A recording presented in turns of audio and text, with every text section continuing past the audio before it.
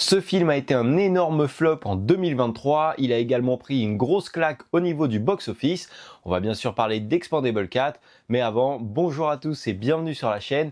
On se retrouve aujourd'hui pour une critique analyse du film Expandable 4, qui est, comme son nom l'indique, le quatrième film de la saga Expandable, qui sort quelques années après le troisième et qui n'a tout simplement pas marché. Mais après avoir visionné le film, très honnêtement, je n'ai pas vu une seule chose qui aurait pu donner quelque chose d'intéressant dans ce film. On va en parler maintenant. Alors avant de commencer, comme d'habitude, quelques petites informations sur le film. Il est réalisé par Scott Vauch, il dure 1h43 et il est sorti en salle le 11 octobre 2023. Je n'ai pas découvert le film au cinéma puisqu'à sa sortie, je n'ai pas pu aller le voir. Et au vu des critiques qui arrivaient, que ce soit sur YouTube, par les journaux, ça m'a pas du tout donné envie. Je l'ai découvert il y a pas longtemps sur Canal+, et je confirme mon idée que je n'ai bien fait de pas aller le voir en salle, puisque rien que sur ma petite télé, c'était déjà pas beau. Alors imagine dans une salle de cinéma, ça m'aurait embêté de payer un billet juste pour ça. Et d'ailleurs, je crois que l'ensemble des spectateurs l'ont compris puisque la claque au box-office a juste été énorme. Il faut savoir que ce film avait un budget de 100 millions. Très honnêtement, je ne sais pas où est passé le budget si ce n'est dans les acteurs. Et pour comparatif, toute la saga Expandable a à peu près le même budget, ça alterne entre 80 et 100 millions.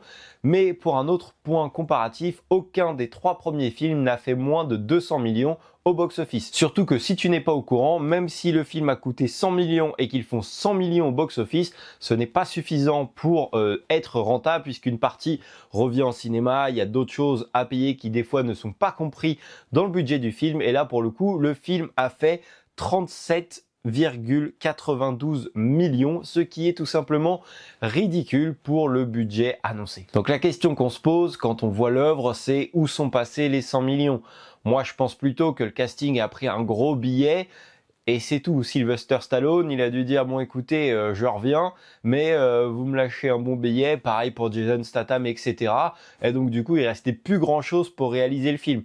Honnêtement, je vois que ça. Surtout qu'à la base, Expandable 4 était déjà prévu en 2014, avant même la sortie du 3, et devait clôturer la saga. Mais en 2017, Sylvester Stallone va quitter le navire pour des divergences artistiques, et donc pour l'instant, c'était fini. Mais un an plus tard, l'acteur revient finalement sur sa décision et revient conclure la saga avec Expandable 4. Pour revenir comme ça un an après, à part l'argent, je vois pas trop ce qu'il viendrait faire ici. Surtout quand on voit le scénario, le visuel, enfin l'ensemble du film, je vois pas ce qui a pu changer. Et même on peut même se demander s'il y a eu du changement, à quoi ressemblait le film qui était prévu à la base. Ça aurait été vraiment extraordinairement, c'était très dur à dire, mais vraiment nul du coup au final. Bon, on va parler tout de suite du sujet qui fâche, du sujet que vous avez vu en miniature, c'est l'introduction des femmes dans ce film. Alors, j'étais plutôt content qu'on mette des femmes forte entre guillemets, même si ce n'était pas non plus une nouveauté puisque dans Expandable 3 on avait déjà une femme. Alors oui, elle ne dirigeait pas les Expandables, mais elle était bien présente. Il s'agissait de Ronda Rousey. Si tu ne connais pas, c'est une ancienne professionnelle qui combattait à l'UFC, donc qui faisait du MMA, et actuellement je crois qu'elle fait du catch à la WWE. Donc c'était plutôt une actrice plus que crédible, qui avait une importance dans le film, qui certes n'était pas au premier plan, mais elle n'était pas laissée de côté. Donc mettre une femme dans Expandable, ce n'était pas quelque chose de nouveau. Là, on a voulu mettre une femme au premier plan, donc qui était Megan Fox. Qu'est-ce que vous avez fait? Sans déconner, si c'est ça l'image que vous voulez donner de la femme, va falloir arrêter tout de suite. Surtout qu'à la base, je n'avais rien contre, puisque là, on faisait un quatrième film avec une nouvelle histoire. On parlera un petit peu après de l'histoire, mais bon, tu vas voir qu'il n'y a rien d'extraordinaire. Mais donc, avec une nouvelle histoire, on ne modifiait rien au passé. Tu vois, j'ai un petit peu de mal quand on veut tout modifier. Enfin, les films qui étaient avant, on veut modifier. Avant, c'était le personnage principal était un mec. Maintenant, on veut mettre une femme, etc. Ça, j'ai un petit peu de mal. Je préfère là, comme c'était prévu, c'est une nouvelle histoire, quelque chose de complètement réinventé. Et ben, vas-y, introduis des femmes. Là, ça me paraît totalement parfait. Mais quand à la base c'était un mec, on peut pas transformer en femme. Mais là, du coup, pour revenir à nos moutons, Expandable 4 est une nouvelle histoire, donc on pouvait introduire des femmes et on a décidé que Megan Fox allait, prendre la tête, enfin être à la tête plutôt, j'ai beaucoup de mal à parler, des Expandables à la place de Jason Statham qui lui va être un petit peu déçu, etc. mais quelle erreur! Quelle erreur, ça ne ressemble à rien et ça salit l'image justement qu'on veut montrer de la femme forte. Parce que très honnêtement, dans le film, elle ne sert à rien. À aucun moment tu lui sens l'âme d'un chef, à aucun moment elle dirige ses troupes. Elle fait très honnêtement tâche au milieu du décor, tu vois qu'elle ne maîtrise strictement rien. Elle se retrouve à la tête des Expendables, elle n'a à rien prouvé, tu ne sais rien d'elle. Et dans toutes les façons de faire, tu vois très bien que elle a rien à faire dans cet univers-là. À un moment, elle fait plusieurs scènes, soi-disant, donc du coup, c'est la cascadeuse qui la double, qui faisait les scènes de combat. Et sauf que avant et après le mouvement, en fait, elle est placée d'une façon, c'est un piquet tout raide. Tu vois très bien que c'est pas elle qui a pu faire cet enchaînement à la façon dont elle se positionne, à la façon de faire. Et puis même avec les armes ou quoi que ce soit, elle ne sert à rien. Tu vois, à un moment, elle fait un truc qui m'a quand même énormément choqué. Alors, Expandable est une histoire inventée, c'est complètement gros puisque ça ne se passerait pas comme ça dans la vraie vie. Mais à un moment, ils sont sur le bateau et elle fait le décompte pour entrer et elle avec son pistolet, elle est comme ça, il y a son partenaire qui est juste en face, elle fait comme ça, 1, 2, 3. Donc ça veut dire qu'à tout moment, elle a le doigt qui est mal mis, elle met une balle à son partenaire pour compter. N'importe quelle personne qui connaît un petit peu les forces d'intervention, je veux pas dire que je connais, mais ça me paraît totalement logique. C'est quelque chose qui est vu et revu dans tous les films. On ne pointe pas quelqu'un avec son arme. Et elle fait ça. Et à chaque fois, c'est la même chose. Elle est vraiment à côté de la plaque. Mais ce n'est pas que de sa faute à elle. Aussi, le rôle qu'on lui donne, elle ne prend jamais de décision. Ce n'est jamais elle qui décide de quoi que ce soit.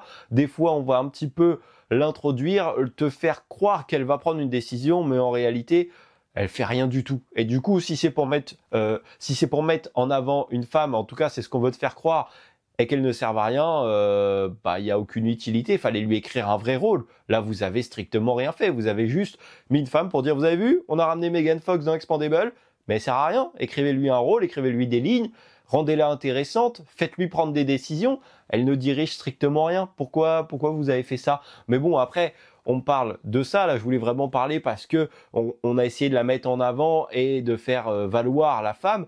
Mais aucun des autres personnages n'a vraiment quelque chose de très développé, hein. Aucun n'a une vraie histoire. Au niveau des blagues, ça en devient même lourd. Les blagues du début sont réutilisées tout au long du film. Bon voilà, ça reste du Expandable, tu vois, c'est pas le film avec un scénario ultra développé, c'est quelque chose d'assez posé, un petit peu à la rigolade avec beaucoup d'action. Mais là, les blagues sont vues, sont répétées. L'histoire, on sait très bien ce qui va se passer. Il n'y a rien d'extraordinaire, hein. Il y a juste une équipe de bourrins qui va arriver, ils vont se faire piéger, ils vont reprendre la main, etc. On t'introduit un méchant infiltré, t'es pas censé savoir qui c'est. Tu sais très bien au bout de quelques instants qui va les trahir, pourquoi, comment, tu sais exactement tout. Et c'est vraiment dommage. Pour l'instant, on a parlé de l'histoire, on a parlé de Megan Fox, mais on n'a pas parlé des effets spéciaux. Mais quelle catastrophe aussi, c'est un truc de dingue. Vraiment, ils ont mis aucun euro dans le budget du film, c'est pas possible. Les effets spéciaux, dès la première scène d'explosion, tu vois carrément que derrière c'est un fond vert ou je sais pas comment ils ont fait, ça ne ressemble à rien, tu ne te crois à aucun moment dans le champ de bataille. Tout ce qui est explosion, dès qu'on a voulu te faire du grandiose, ça ressemble à rien. Et ça par contre c'est tout le long du film. Tout le long, au moins ils sont restés raccords, tu vois, il n'y a pas un effet spécial qui est vraiment magnifique et puis celui d'après qui est moche. Là, tout le film est très moche visuellement. C'est pareil, on parlait des incohérences, pourquoi Gunner fait encore partie des Expandables? J'ai rien contre lui non plus, mais là dans le film on met en scène que il a besoin de lunettes parce qu'il a arrêté de boire, il n'arrive plus à viser, il n'arrive plus à atteindre ses cibles alors que c'était un tireur extrêmement précis. Ok, on a voulu développer un petit peu son histoire. Déjà, c'est une façon très bâclée de l'avoir faite, puisqu'on a fait quelques petites suggestions, mais on n'a jamais approfondi. Et puis, à quel moment, encore une fois, un mec qui n'arrive même pas à toucher une porte avec un fusil à 2 mètres est dans une unité d'intervention. Si tu sais plus viser, tu t'en vas, même pour du Expandable. Alors voilà, ils ont fait son petit truc, et puis à la fin, il boit sa bouteille, et ça y est, par miracle, il arrive à reviser. Mais sinon, à aucun moment, une personne qui ne peut plus viser se retrouve là. Elle ne sert à rien, elle est handicapante, et d'ailleurs, c'est ce qui s'est passé dans l'histoire. Même le méchant principal du film, j'en attendais beaucoup, alors j'espère que je vais bien prononcer son nom, mais il s'agit de Iko Uwais, qui joue Ramat là dans le film, et qui est assez connu pour ses rôles dans des films d'arts martiaux, notamment The Raid, qui est un film rempli de cascades et de bastons. Et c'est un acteur que j'attendais beaucoup parce que je me suis dit, bon, on a ramené ce méchant, il y a de bonnes choses à faire. Et ben au final, on n'en a encore rien fait. C'est un méchant qui est un tout petit peu impressionnant par ses actes, mais sinon on n'a absolument pas exploité son potentiel. On a un petit combat à la fin avec Christmas qui est joué par Jason Statham, mais ça reste très léger, c'est pas magnifique non plus, tu vois, j'attendais vraiment qu'on fasse quelque chose d'extraordinaire avec les acteurs qu'on a réussi à réunir, mais on n'en a rien fait. On a même ramené 50 Cent. Pourquoi faire? Et lui aussi, il est juste venu prendre un billet parce qu'il sert pas à grand chose. On a été chercher des grosses têtes d'affiche et on s'est dit, tiens, ça va vendre le film. Mais si ton film, t'as les têtes d'affiche que les gens y vont et que c'est creux, bah, ça se répand assez vite, enfin, la rumeur se répand assez vite et personne va voir ton film. Et c'est ce qui s'est passé quand on voit les critiques presse. Tiens, d'ailleurs, j'ai été chercher les critiques Allociné avant de faire cette vidéo. Donc là, quand même, le film est sorti maintenant, il y a presque un an, du coup. Donc les critiques presse ne vont plus trop bouger. Elles sont notées 1,4 sur 5. Je suis pas sûr qu'il y ait une note qui dépasse les 3 sur les critiques presse. Et même les spectateurs sont à 1,6 sur 5. Très honnêtement, c'est compréhensible. Pour vous donner une comparaison, j'ai été chercher quelques chiffres, les autres Expendables. Alors, Expendable 1 avait coûté 80 millions et avait rapporté 274,47 millions. Expendable 2, lui, avait coûté 100 millions, donc comme le 4, mais on avait rapporté 314,98 millions. Et Expendable 3 avait coûté 80 millions et avait rapporté 214,66 millions. Pour ce dernier, j'ai déjà donné les chiffres au début, mais il a coûté 100 millions et a rapporté 37,92 millions, ce qui est une tollée vraiment énorme. Très honnêtement, si tu as vu le film, n'hésite pas à me dire ce que tu en penses en commentaire, mais moi je trouve ça complètement justifié. Bon, pour conclure un petit peu la vidéo, j'ai trouvé ce film complètement naze.